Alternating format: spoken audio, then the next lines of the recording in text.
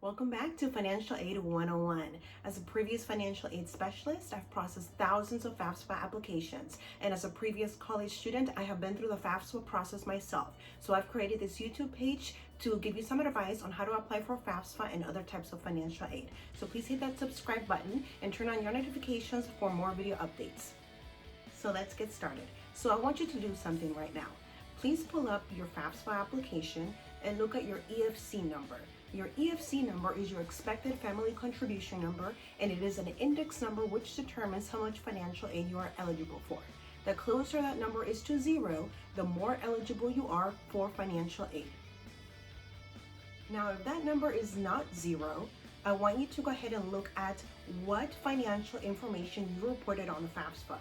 For the 2021-2022 FAFSA, you should have provided your tax information from 2019. Now, 2019 seems like such a long time ago. 2020 was a very tough year for a lot of people, and 2019 financial information may not be the most up to date.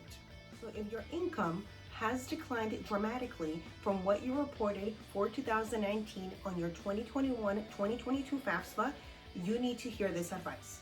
Because you cannot report any income past 2019 on the 2021-2022 FAFSA, you will need to submit documentation to your financial aid office and request what's called an income revaluation. Some colleges call it request of changes of circumstance, financial reevaluation request.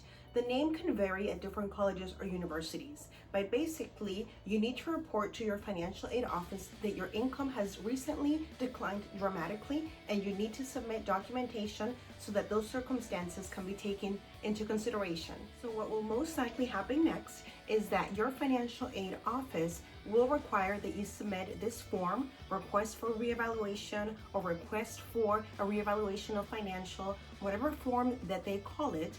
They will ask you to submit an explanation as to how or why your income declined. So if you're attending the 2021-2022 school year, most likely you will be required to provide your most recent pay stubs, an explanation as to how and why your income recently declined so dramatically, perhaps even at the last date that you worked.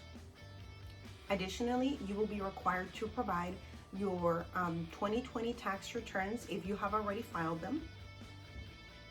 And additionally, if your income declined dramatically due to medical expenses, you will need to provide those invoices along with potentially an explanation as to how those were not covered by your medical insurance. If you are getting unemployment payments, most likely your financial aid office will want to see a history of those payments.